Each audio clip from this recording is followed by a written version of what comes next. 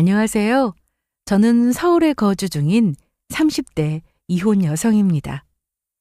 제가 여러분께 들려드릴 이야기는 전 남편의 이야기입니다. 제 전 남편은 바람을 피웠습니다. 그래서 이혼했어요. 남편의 바람으로 인해 제 인생을 완전히 바꿔야겠다고 결심했습니다.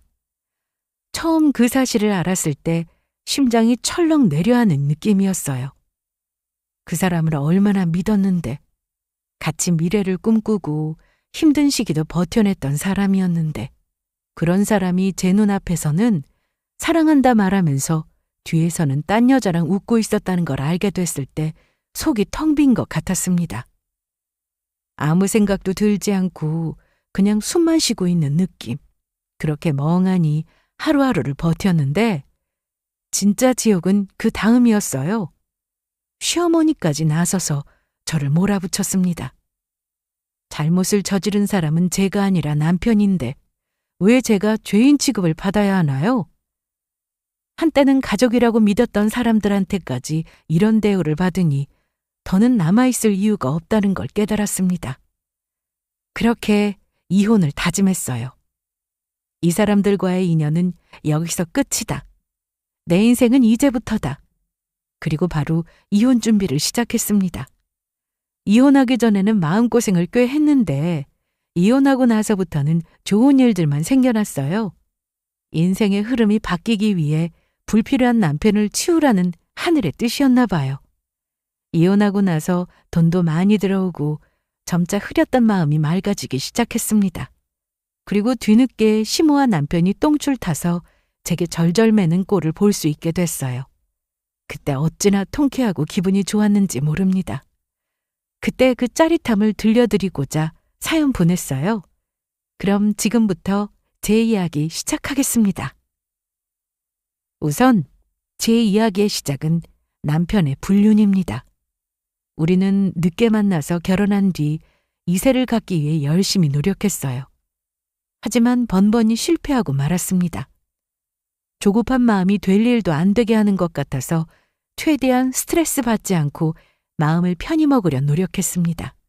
저는 아이를 원하는 사람이었지만 한때는 남편을 너무도 사랑해서 이런 사람이라면 아이 없이 단둘이 의지하며 살아도 괜찮겠다고 생각하기도 했어요. 제가 이렇게 생각하게 된 계기는 전적으로 남편의 연기로 이루어졌습니다. 주변에서 제게 그러더군요. 시집 한번 잘 갔다라고 말이죠. 저도 남편의 불륜을 알기 전까지만 해도 그렇게 생각했어요. 남편은 정말 자상함의 그 자체였습니다. 여자의 마음도 어찌나 잘 아는지 눈치도 빠르고 센스가 뛰어난 사람이었어요. 항상 다정다감하게 저를 챙겨주고 여왕처럼 대해주며 아껴줬습니다. 그런 남편의 사랑을 듬뿍 받고 살아서 그런가.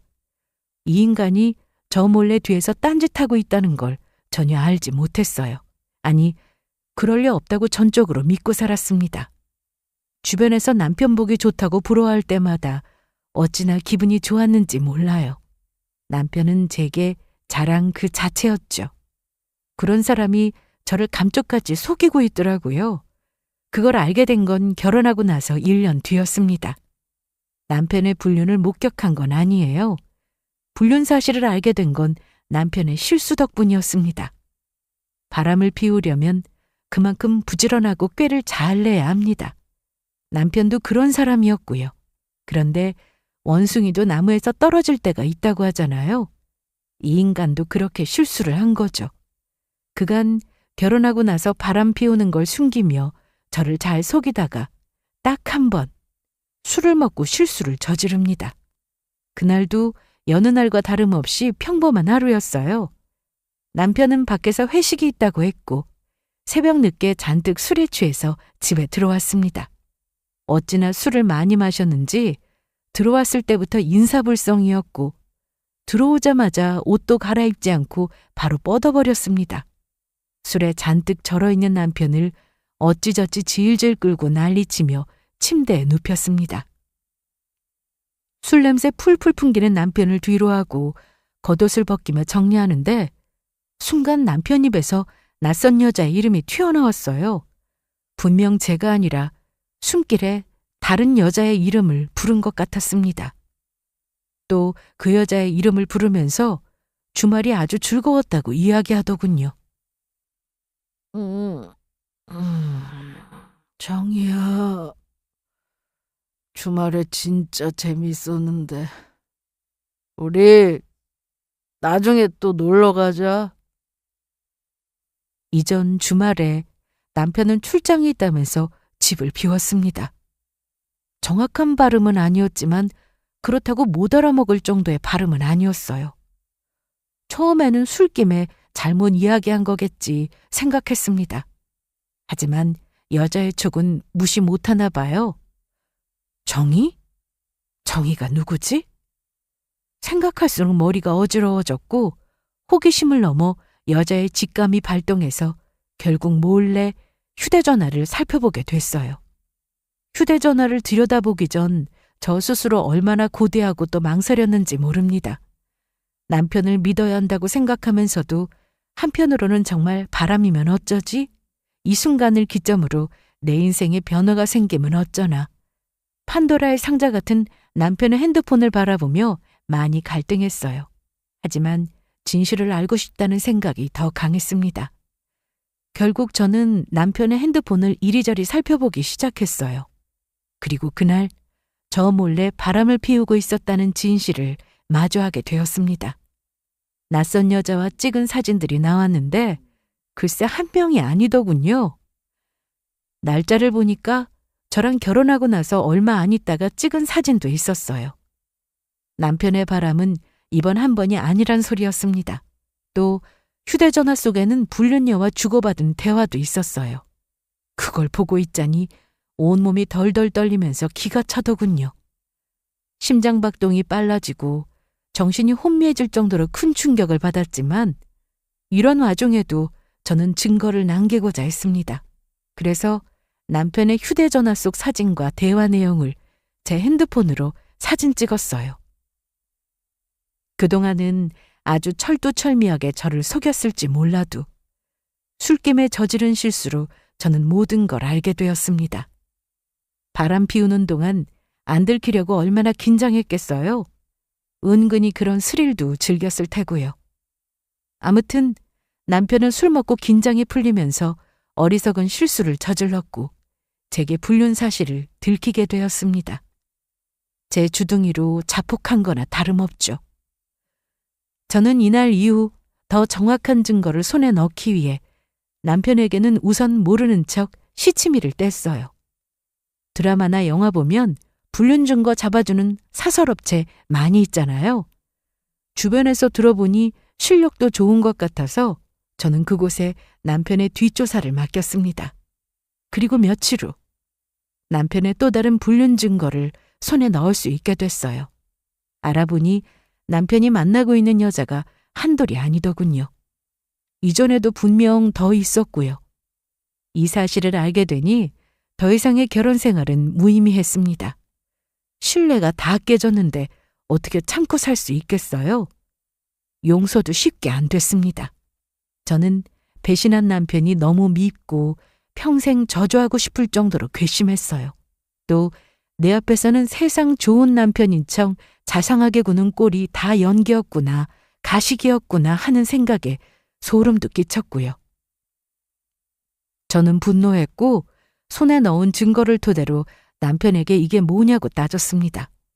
남편의 바람은 단 한 번의 실수가 아니었고 그냥 버릇 습관 같은 거였어요. 1년 넘게 숨겨놓고 감쪽같이 속였고 제 눈을 똑바로 바라보면서 뻔뻔하게 거짓말을 일삼았어요.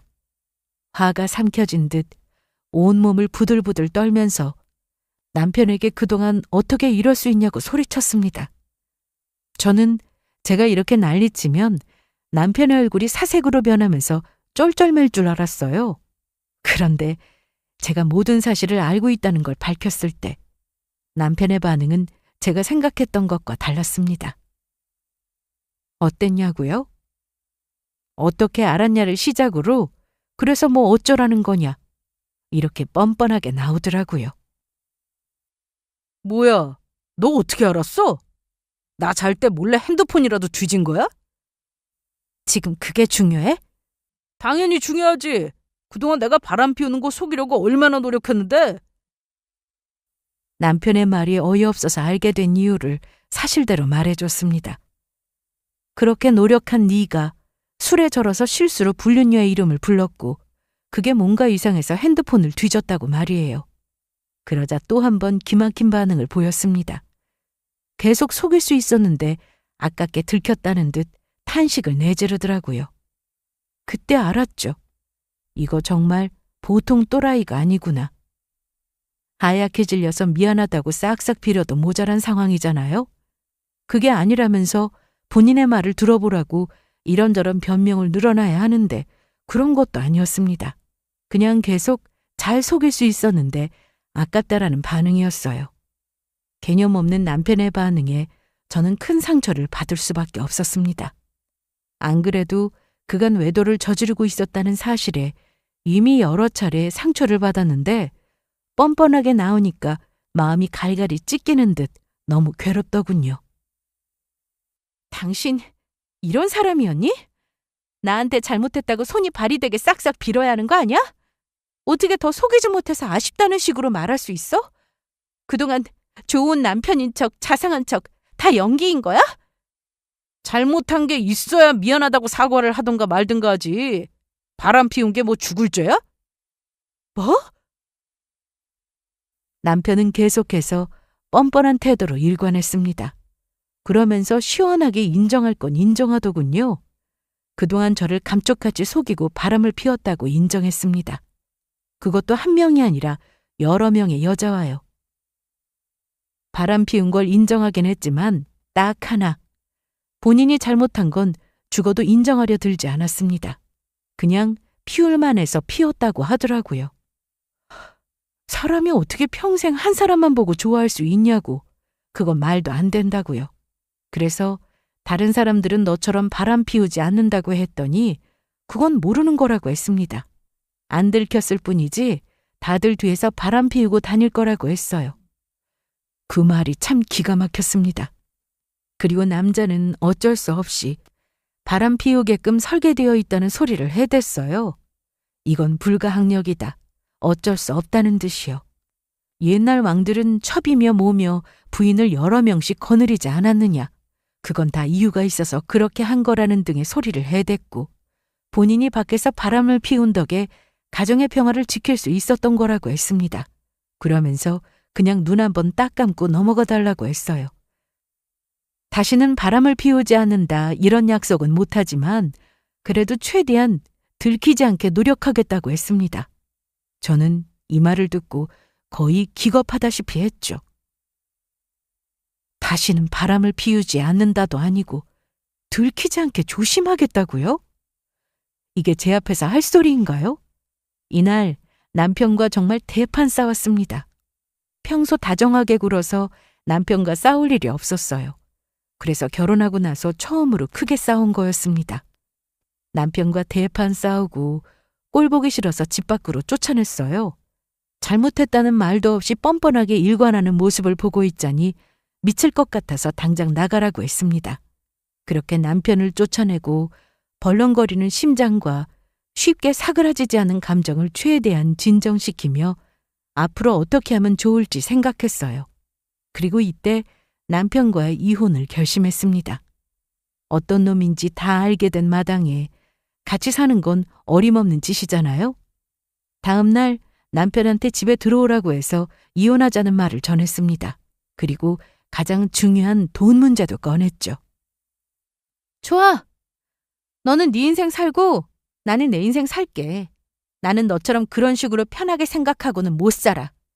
대신 전에 사업한다고 빌려간 내 돈 깔끔하게 갚아. 기한은 이혼 도장 찍기 전이야. 빠른 시일 안에 갚도록 해. 남편에게 이혼하자는 말을 꺼내면서 전에 빌려간 돈을 빨리 갚으라고 했습니다. 사실 남편은 결혼하기 전에 작게 사업을 시작했어요. 그러다가 나중에 돈이 부족해서 저희 친정에서 제법 큰 돈을 빌려줬습니다. 금액은 1억 정도 돼요. 아무튼 그 돈을 갚으라고 하자 남편은 또 뻔뻔하게 그냥 준 거 아니냐고 하더군요. 갚기는 뭘 갚아? 아, 설마 그 1억. 그건 그냥 준 거잖아. 언제 그냥 줬어? 당신이 회사 사정이 어렵다고 도와달라고 했잖아. 나하고 우리 부모님께 빌려달라고 한 거 기억 안 나? 그건 그냥 한 말이지. 취사하게 뭘 돌려받아? 그냥 준 돈 아니고 빌려준 거야. 땅을 파봐. 1억이 나오나. 그간 돌려달라고 말 안 한 건 내 남편, 내 사위니까 봐준 거지. 이제 이혼하는데 봐줄 이유 없잖아? 그러니까 1억 꿀꺽할 생각 말고 내놔. 도와준 은혜도 모르고 바람 피운 주제에 심지어 그 돈을 그냥 꿀꺽하려고 한 남편. 처음부터 빌려달라고 사정해서 도와준 거지 그냥 준 게 아니니까 이혼 도장 찍기 전에 돈 마련해서 달라고 했습니다. 그제야 남편은 난감한 표정을 짓더니 아무 말 없이 시모한테 전화해서 이 사실을 알리며 당장 돈 좀 구할 수 있냐고 하더군요. 사업한다는 인간이 1억이란 돈도 어디서 못 구하나 보다 싶어서 한심했습니다. 뭐 어차피 이혼하면 다 알게 될 텐데 이렇게 하나 저렇게 하나 시모가 알게 되는 건 상관없어서 그냥 내버려 뒀어요. 그리고 다음 날 남편한테 소식을 들은 시모가 저를 찾아왔습니다. 그리고는 남편보다 더 뻔뻔하게 이야기하더군요. 누가 그 어미의 그 아들 아니랄까봐 아주 가관이었습니다. 너는 꼭 이혼을 해야겠니? 별것도 아닌 일을 괜히 시끄러운 일 만들어서 좋을 게 뭐 있어? 바람 피운 게 별것도 아닌 일인가요? 어머니, 입장 바꿔서 아버님이 어머님 속이고 여자들 막 바꿔가면서 바람 피웠다고 생각해보세요. 그래도 어머님은 참고 사시겠어요? 못 참고 살 건 또 뭐야? 남자가 바깥일 하다 보면 그럴 수도 있는 거 아니니? 바람 까짓 건 네가 이해해야지. 남자들은 다 그래. 그러지 말고 이혼, 그거 다시 한번 생각해봐라. 네 체면만 상하는 게 아니라 네 부모님 체면까지 상하게 하는 거야. 고생해서 키운 딸 이혼하고 돌아오면 좋아하시겠어? 시모는 남편이 잘못한 게 아니라 남자라면 다 그렇다면서 저더러 이해하라는 식으로 이야기했습니다. 그러고는 바람 피우는 걸 아주 별것도 아닌 것처럼 이야기하더라고요. 그깟 바람에 이혼하면 어떻게 하냐고 말이죠. 세상 남자들 거의 다시 한번 이상은 바람 피우고 산다고 했고 그런다고 다 이혼하지 않는다고 했어요. 남자들은 철이 빨리 안 들기 때문에 일찍 철든 여자가 인내하고 보듬어줘야 한다고 했습니다. 아니, 무슨 애 키우나요? 제가 왜 그런 인간 말종 같은 남편을 보듬어줘야 하죠? 철이 빨리 안 들어서 바람 피우는 게 아니라 배우자에 대한 예의, 개념이 없어서 바람 피우는 건데 그걸 철이 없어서 그러는 거라고 포장하더라고요. 그러면서 바람 피워도 결국은 아내를 우선으로 생각한다면서 말도 안 되는 소리로 저를 설득하는데 듣는 내내 불쾌해서 그만하시라고 버럭 화를 냈습니다. 시모한테 제 상황을 겪어보지 않아서 그렇게 쉽게 말씀하시나 본데 제 입장이 되어보면 결코 그렇게 이야기할 수 없을 거라고 했어요. 그리고 나는 배우자에 대한 예의와 개념을 모르는 개차반 같은 인간과 더 이상 같이 살고 싶지 않다고 했습니다. 정말 체면 구기는 건 그런 인간인 걸 알면서도 참고 사는 거라고 했어요. 그러자 순간 시모의 얼굴이 붉어지더니 겨우 화를 참는 듯 했습니다. 그런 것도 아들이라고. 제가 뭐라고 해서 기분이 상했나 보더라고요. 대수롭지 않은 일인 것처럼 저를 설득하려고 하다가 통하지 않자 표정을 싹 바꾸더니 어이없는 소리를 해댔습니다. 글쎄 줄 돈이 없다면서 제 앞으로 서류 하나를 툭 내려놓으며 이걸로 퉁치자고 하더군요. 지금 돈 없다. 돈 달라고 하지 말고 이거 우리 집안 땅인데 이 땅이나 가져가라. 시모가 준 서류를 확인해 보니 땅 문서였습니다. 그런데 살펴보니까 땅이 그렇게 좋은 땅은 아닌 것 같더라고요. 우리 집에서 준 돈이 1억인데 대신하자면서 준 땅은 1억보다 형편없는 땅인 것 같아서 이게 무슨 소리냐. 우리가 빌려준 돈 1억이랑 이런 땅으로 퉁치려고 하는 게 말이 되냐고 따졌습니다. 그러자 시모는 돈이 없는 걸 어쩌냐면서 배째라는 식으로 나오더군요. 정말 웃음도 안 나왔어요. 결혼 생활 동안 얼마나 저를 우습게 봤으면 이딴 소리를 하나 싶더라고요. 그래서 이건 말도 안 되는 소리라고 나는 준 만큼 돈으로 돌려받을 거라고 했습니다. 그러자 시모는 그동안 사업하는 아들 덕에 편하게 놀고 먹지 않았느냐면서 대충 이걸로 퉁치자고 하더라고요. 아들이 벌어다 준 돈으로 먹고 입고 놀았으면 그걸로 된 거 아니냐고 말이죠. 순간적으로 말문이 막혔지만 이내 그런 말이 어디 있냐고 반박했습니다. 결혼과 동시에 임신 준비로 일을 그만둔 거고 남편 혼자 외벌이로 가정을 책임질 수 있어서 그런 거 아니냐. 그런 거로 돈을 안 주려고 하면 안 된다. 그리고 바람 피운 죄까지 물어서 위자료건 뭐건 받을 수 있는 건 다 받아낼 거라고 했습니다. 제가 피곤한 소송까지 마다하지 않으려고 하자 시모는 움찔하다가 마음대로 하라고 했고 땅 문서는 두고 갈 테니 생각 바뀌면 이걸로 퉁치자고 했습니다. 감정이 상해서 이러는 건 알지만 그래도 소송 그거 엄청 힘든 거다. 아무나 못한다면서 다시 한번 생각해보라고 했고 못마땅한 얼굴로 돌아갔습니다. 시모가 돌아간 뒤 저는 땅 문서에 눈길도 주지 않고 바로 이혼 준비를 시작했어요. 돈 못 준다고 계속 버틸 것 같아서 법적으로 참교육을 시켜주고 싶었습니다. 재산 분할은 결혼 기간이 짧아서 어려웠지만 혼인 파탄의 책임이 전적으로 남편에게 있어서 위자료 청구가 가능했어요. 남편의 불륜이 확실하고 또 명백한 증거까지 가지고 있으니 최대한으로 뽑아낼 수 있겠더라고요. 또 그와 동시에 상간녀 소송도 진행했습니다. 남편이 유부남인 걸 모르고 만난 여자도 있었지만 알고도 만난 여자들이 있더라고요. 그래서 그 여자들에게 상간녀 소송을 진행했습니다. 그런 다음 남편과 한시도 같이 있고 싶지 않아서 친정 부모님께 미리 이혼 사실을 알린 다음에 집에 들어가려고 짐을 챙겼어요. 그러다가 혹시 몰라서 시모가 준 땅 문서도 챙겼습니다. 친정집에 들어와서는 본격적으로 이혼 소송을 진행하게 되었고 우연히 친정 부모님과 이혼 관련된 이야기를 나누다가 시모가 준 땅 문서를 보여드리게 됐어요. 친정아빠가 이런 쪽에 도 같은 친구가 있다면서 한번 보여주겠다고 하셨거든요. 아빠 친구분 중에 부동산 쪽으로 눈이 밝으신 분이 계세요. 그분 덕에 저희 부모님도 투자해서 꽤 재미 좀 보셨습니다. 아무튼 저는 그냥 볼품없는 땅이라고 했지만 아빠는 혹시 모른다면서 보여달라고 했고 저는 알겠다면서 아빠에게 땅 문서를 넘겼어요. 그리고 며칠 후 아빠는 제게 1억 대신에 이 땅 문서를 받자고 하셨습니다. 저는 그 말에 너무 놀라서 진심이냐고 물었죠. 제가 봤을 때 그 땅은 너무도 볼품없는 땅인데 1억이란 큰 돈을 마다하고 그 땅으로 대신하자고 하시니까 너무 놀라서 대체 왜 그러시냐고 물었습니다. 그러자 아빠가 그러시더군요. 그 땅이 언젠가 큰 돈을 벌어다 줄 거라고요. 이거는 진짜 비밀인데 그 땅 자리가 나쁘지 않아. 아직 확정된 건 아니지만 재개발 이야기가 나오고 있는 모양이야. 나도 이거 친구 통해서 겨우 들은 정보고. 아무튼 가지고 있어서 나쁠 건 없을 것 같아. 언제가 될지는 모르지만 언젠가는 꼭 엄청난 값어치를 할 땅이라고 생각해. 내 친구가 그냥 이 땅 받고 끝내라고 하더라고. 걔가 그렇게 이야기할 정도면 말 다 했지 뭐.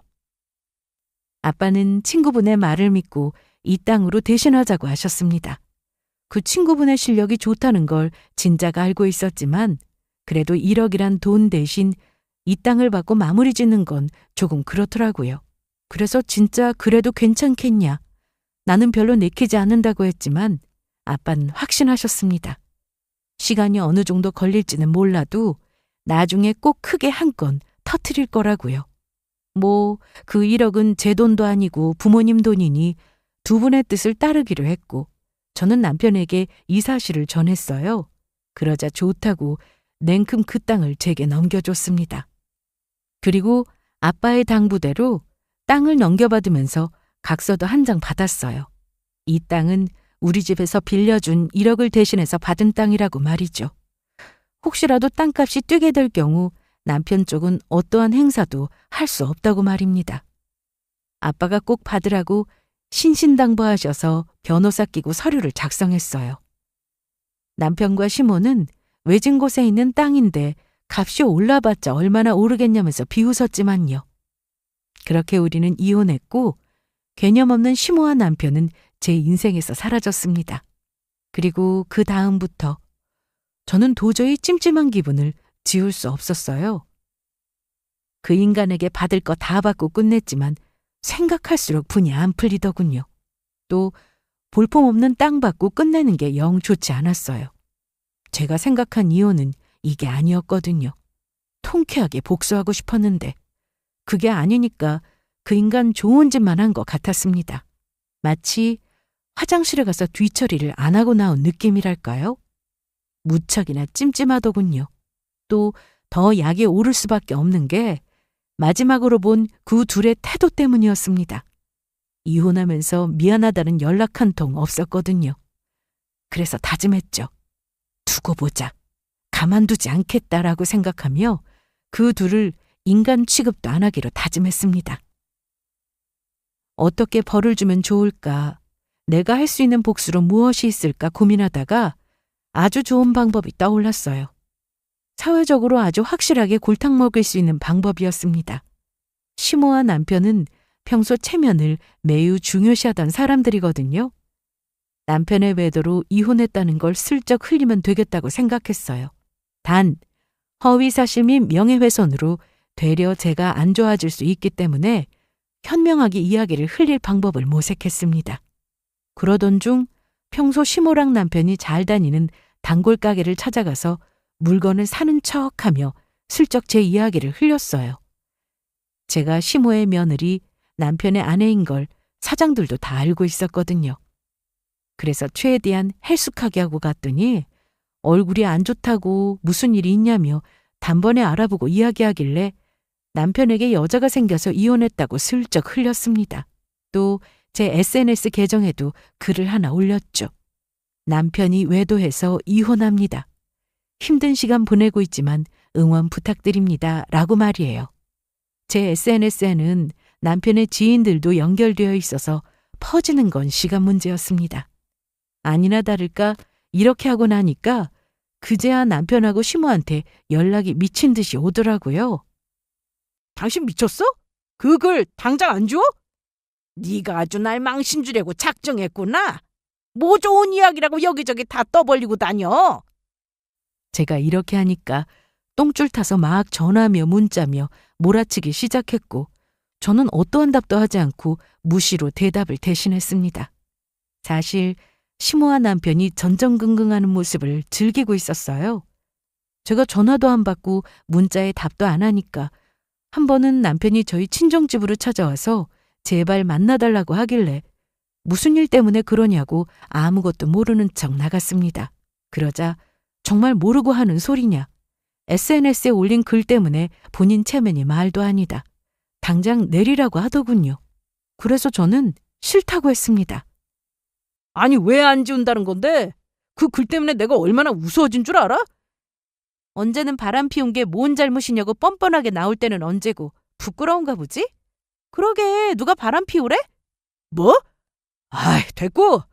아무튼 그 글 빨리 지워. 너 때문에 나랑 우리 엄마랑 아주 동네에 얼굴 들고 다니지를 못해. 달라는 거 다 주고 이혼했는데 대체 왜 이러냐? 그건 내가 상관할 바 아니지. 바람 피운 네 잘못이고 네가 감당해야 할 목 아니야? 그리고 SNS는 엄연히 내 개인적인 공간이야. 내가 내 마음대로 쓰고 싶은 말도 못 쓰니? 또 뭐 좀 사려고 동네 가게에 갔더니 먼저 내 얼굴이 안 좋다고 걱정하길래 남편이 바람 피워서 이혼했다고 사실대로 말한 것뿐이야. 내가 거짓말한 것도 아니고 있는 사실을 말한 것뿐인데 뭐 문제 있어? 저는 사전에 변호사를 통해서 혹시나 조심해야 할 부분은 없는지 상담받았습니다. 다행히 제가 이렇게 이야기하는 건 별 문제가 없다고 하더라고요. 나서서 소문을 퍼뜨린 건 아니니까요. 아무튼 나는 잘못한 게 없다. SNS에 글 내릴 생각 없다고 했더니 그럼 시댁이 사는 동네로 오지 좀 말라고 해서 그건 네가 상관할 바 아니라고 했어요.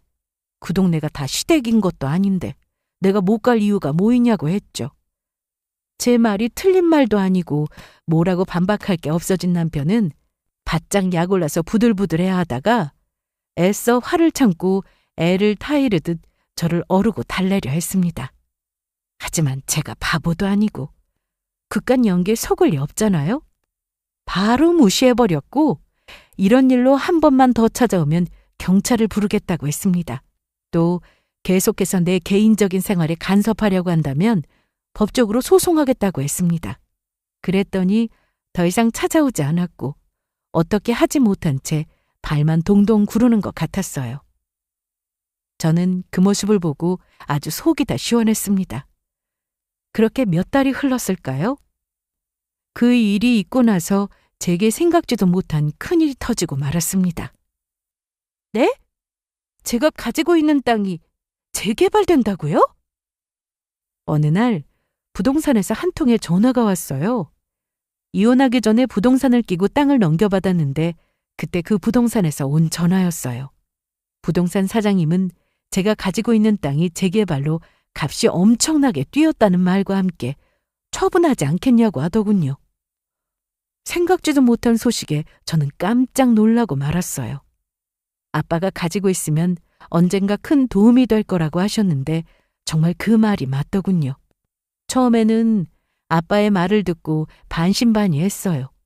제 눈에는 볼품없어 보였고 또 외진 곳이라 과연 재개발될까 싶었거든요. 확인해보니 땅값은 거의 5배 이상으로 뛰었습니다. 처분하자고 하면 5억은 기본으로 부르는 상황이었습니다. 제 앞으로 큰돈이 떨어지는 상황에 저는 쾌재를 불렀습니다. 정말 세상이 이렇게 돌아가는구나 싶더군요. 그러다 문득 이 사실을 시모와 남편에게 알려주고 싶더라고요. 그들이 배 아파하는 꼴을 보고 싶었습니다. 안 그래도 제가 이혼 소식을 다 흘리고 다녀서 체면이 말이 아니게 깎였고 그로 인해 저한테 감정이 안 좋은데 이 사실까지 알게 되면 어떨까 싶었습니다. 하지만 제가 먼저 연락해서 알리면 그러니까 부동산 사장님을 통해 그들의 귀로 들어가게끔 유도했어요. 그렇게 저는 땅을 처분하기 위해 부동산을 통해 내놓았고 사려는 사람들의 연락을 받으며 정신없는 나날을 보냈습니다. 그러던 어느 날 전 시모에게서 전화가 한 통 왔습니다. 부동산 사장님을 통해 제 이야기를 들은 모양이더군요. 핸드폰 화면에 뜬 시모의 번호를 보고 저는 흡족한 미소를 지었어요. 전화를 받으니 예상대로 다급한 목소리였습니다. 처음에는 잘 지냈냐 이런저런 안부를 묻는 듯 하더니 본래 목적인 땅 이야기를 꺼내더군요. 땅값이 많이 오른 걸 부동산 사장님께 전해 들었다면서 그걸 처분할 거냐고 하길래 그렇다고 하자 좋게 타이르듯 그 땅을 다시 돌려달라고 했습니다. 얘야, 있잖니. 그 땅 다시 우리한테 넘겨줄 수 있니? 그건 원래 우리 가족 거였잖니. 네, 저한테 넘겨주기 전까지는 그랬죠. 하지만 지금은 제 땅인걸요. 이미 제 명의로 등기까지 다 끝났는데 무슨 말씀이세요? 아니, 그때는 우리가 급해서 1억 대신에 잠시 넘긴 거지. 돈 마련하면 다시 찾아오려고 했어. 마침 1억 준비됐으니까 그 땅 다시 우리한테 넘겨주렴. 시모의 다급하고도 쩔쩔매는 음성이 참 들을만했습니다. 어찌나 통쾌하고 기분이 좋던지 새어나오는 웃음을 겨우 참고 시모한테 말도 안 되는 소리 하지도 말라고 딱 선을 그었어요. 어머님, 그새 치매라도 걸리셨어요? 이 땅은 어머니 제 땅이에요. 그리고 이 땅 넘겨줄 때 변호사 대동하고 서류까지 작성한 거 까먹으셨나 보네요? 우리 집에 줄 1억 대신 넘겨주는 땅이고 나중에 땅값이 오르면 어떠한 것도 행사할 수 없다고 남편이 친필로 작성했는데요. 하시면서 그러세요. 아무튼 이 땅은 제 소유니까 꿈 깨세요. 아니, 그건 그때... 우선 우리 만나자. 만나서 이야기하자꾸나. 시모는 다급하게 만나자고 했고 저는 됐다며 그냥 전화를 확 끊어버렸습니다. 전화를 끊고 한참 웃었어요. 시모의 다급한 목소리, 똥줄 타는 목소리가 참 듣기 좋았거든요. 그때 그렇게 내 쪽팔림, 억울함, 슬픔 다 무시하던 사람들이 이제 와서 다급하게 빌붙는 거 보니까 진짜 인생 코미디 같더라고요. 더 재미있는 건 그 다음부터였습니다. 제가 그냥 전화 끊어버린 뒤에 오는 연락은 다 무시했거든요.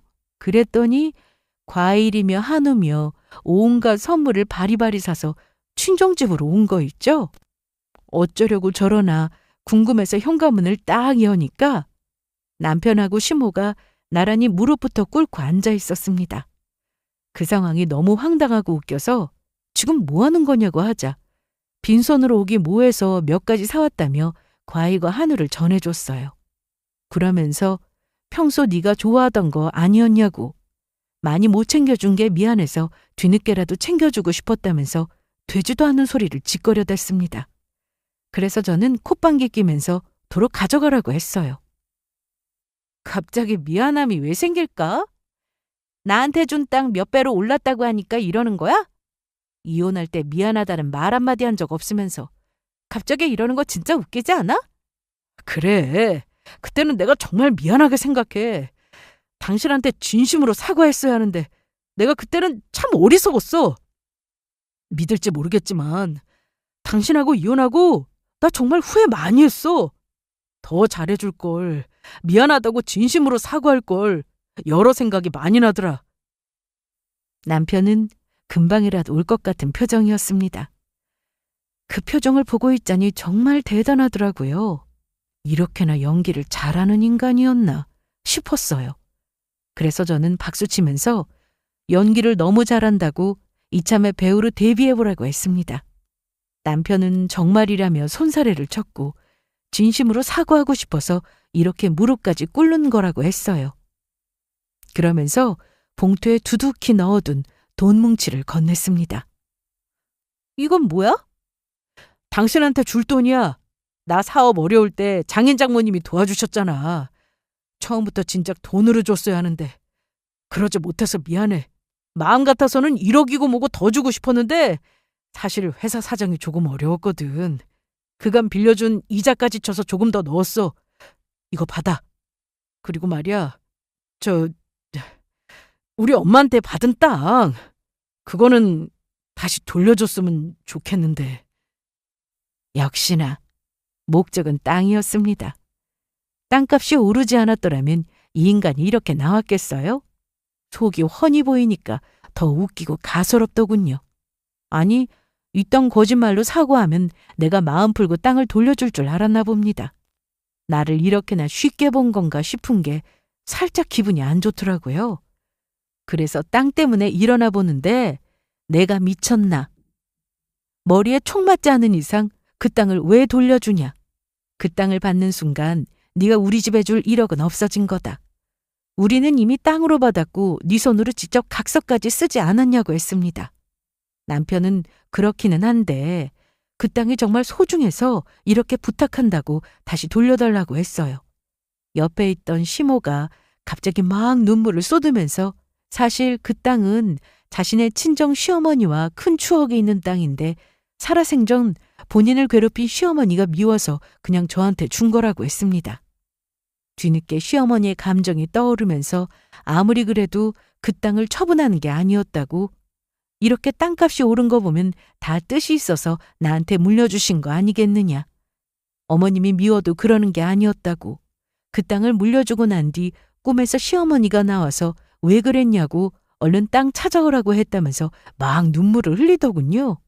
처음에는 왜 이런 꿈을 꾸나 했는데 땅값이 올랐다는 말을 듣고 어머님의 숨은 뜻을 뒤늦게 알 수 있었다고 했습니다. 돌이켜 생각해보니 본인을 미워하셨어도 결국에는 그 땅을 자신에게 재산으로 남기고 가신 거 보면 다 깊은 뜻이 있어서 그런 거 아니겠냐고. 이렇게 본인을 생각해 주시는 줄 몰랐다면서 눈물을 보였어요. 어머님과의 추억이 가득한 땅을 되찾을 수만 있으면 뭐든지 다 할 수 있다고 했고 제게 제발 돌려달라고 사정했습니다. 그 모습에 저는 또 한 번 웃음이 터졌습니다. 이 인간들이 나를 진짜 바보로 보나. 괘씸함이 앞섰습니다. 아니 누가 봐도 거짓말인 게 뻔하잖아요. 땅값이 거의 5배 이상으로 올랐고 잘만 하면 더 높게 팔 수 있으니까 이 땅 거짓말을 해서라도 되찾고 싶은 거였습니다. 그렇게 소중한 땅이라면 처음부터 저한테 넘겨주지 않았겠죠. 저는 이 인간이 누굴 닮아서 이렇게 연기를 잘하나 했는데 다 시어머니를 닮아서 그런 거라며 비아냥거렸습니다. 아주 두 모자가 쌍으로 아카데미 주연상을 받아야 한다고 박수치니까 시모는 정말이라면서 제발 그 땅을 돌려달라고 제 바짓가랑이를 붙잡고 매달렸어요. 그래서 저는 그 손을 뿌리치며 왜 이제 와서 난리냐고 했습니다. 그러게 처음부터 돈으로 달라고 할 때 줬으면 좋지 않았겠냐고 했죠. 이미 나한테 넘겨준 땅이고 법적으로 어떠한 행사도 하지 않겠다고 서류까지 작성했는데 이제 와서 이런다고 뭐가 달라지냐고 다시는 찾아오지 말라고 했습니다. 이깟 과일하고 한우 줘도 안 먹는다고 도로 가져가라고 했고 돈 문치 역시 남편 앞에 툭 내려놓았어요. 이 땅 팔면 이보다 더 많이 받을 텐데 어떻게 이 돈과 바꿀 수 있겠느냐고 했습니다. 저는 집으로 쏙 들어갔고 둘은 계속해서 저를 붙들고 설득하려고 했지만 제가 다 뿌리치고 들어가니까 하는 수 없다는 듯 그만 자리에서 일어나 사라졌습니다. 그들은 그 뒤로도 포기하지 않고 몇 번이나 저를 찾아왔어요. 그때마다 제가 우리 부모님과 제가 문전박대하자 나중에는 그게 서러웠는지 진짜 너무한다고 정말 중요한 땅이라서 그러는 건데 어떻게 이렇게 모질게 대하냐고 억울한 듯 이야기하더군요. 그러거나 말거나 저와 부모님은 그냥 무시했습니다.